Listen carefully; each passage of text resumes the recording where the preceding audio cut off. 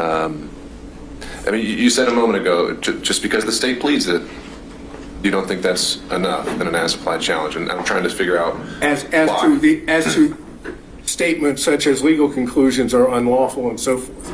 Now, if there had been, I guess, if the allegations had been broader, maybe we wouldn't be at that crossroads. But those aren't facts. The facts, as I've outlined or we've outlined in our brief, you take the overt acts, you look at those overt acts, and then those at the same time, and then look at the substantive offenses or conspiracy offenses in the rest of the body of the indictment. Words like unlawful don't change that. At least that's our position. So now we're talking in terms, going back to Alvarez and the concurring opinion, you're talking in terms of falsity alone is not enough. There are situations, contexts which override just the falsity alone. And that, again, the political discourse, the political speech, the more significant it is to certain issues, clearly being President of the United States at the time, dealing with elections and campaigning, calling into question whether what had occurred, at least in the election of 2020 for president, that's the height of political speech. And then you go even to the dissent, which I think is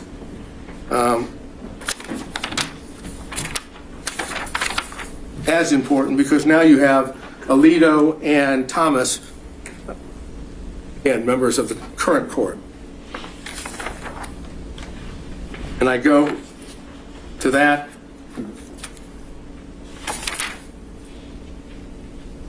What I believe starts at page 751, and it says,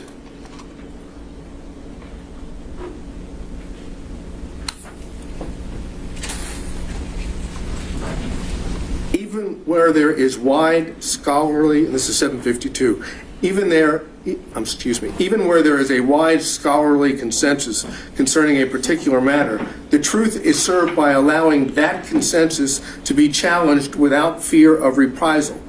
Today's accepted wisdom sometimes turns out to be mistaken, and in these contexts, even a false statement may be deemed to make a valuable contribution to public debate, since it brings about the clear perception and livelier impression of truth produced by its collision with error, citing U.S. Supreme Court. That's the essence of what we have right here. That's the facts that have been alleged.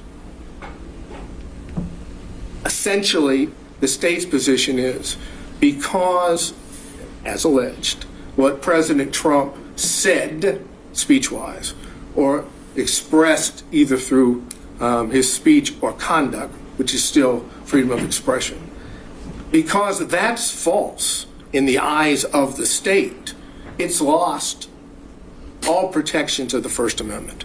And the concurring opinion and the dissenting opinion in Alvarez suggests just the opposite. If anything, under the circumstances, it needs more protection, not less protection. So, keeping that in mind, let's move to, not RICO, put RICO aside for a minute. Let's move instead to the conspiracy counts, which are counts 9, 11, 13, 15, 17, 19. Basically, what the state's position is on that, because it took this position previously in its filing on September 27, 2023, in response to that which was filed by Chesbrough. And I'm aware, of course, of the court's order that dealt with Chesbrough, and it didn't deal with the as-applied. So I'm dealing... And more so in that one, as I go back and look at it, there was a much more kind of concerted effort to bring in facts outside of the indictment, right? And they started talking about, well, there was a transcript at the meeting, there was this, so it didn't really seem to be a true as-applied challenge, right? But as the court noted in its order, at that point it didn't determine that it was ripe for a pretrial challenge. So I'm taking what Chesbrough, what the state said, as it applies now, because it says in that brief that it was both as to facial and as applied challenges.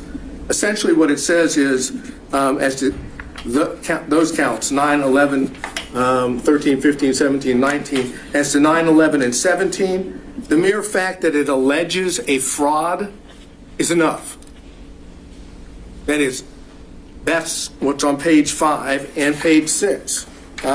Since each of those statutes prohibit conduct involving fraud, we don't go any further. And I'm suggesting that's wrong, that you must go further. You must look at the speech itself, the expressive conduct itself in connection with those specific statutes. That's what the as applied is. The fact that it's a fraudulent statute, now you want to look and see why, under the circumstances here, the language speech of the president falls within that. And if you look at it in that sense, the mere fact that it's false is all that they have. There's not a finding that the speech itself, beyond the speech itself, is fraudulent. What the state wants to do is say, we have a goal. We have an objective here that we have put forward. Steal the election in an unlawful fashion. I say change that for a second to legitimate concern about the validity of the election. If that was the way you focused on it, which is a way to do it as applied, even with the facts, would what President Trump said on those counts be a protected speech? And the answer is it has to be, because the only thing that makes it fraudulent is the state saying it's false. Take every one of those and say, okay, it's not false. It's protected. The only reason it becomes unprotected, in the state's opinion, is because they call it false. And that's what Alvarez doesn't allow. In and of itself, it cannot be simply the content-based. It has to be contextual. And the contextual here is a political core value being addressed, elections and campaigning.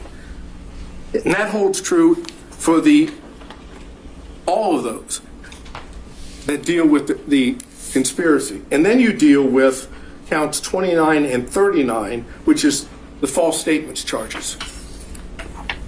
Now, it is clear that the Supreme Court would find that a statement made under 1001, 18 U.S.C. 1001, would constitute the appropriate, let's say, abridgment or non-protected conduct or speech.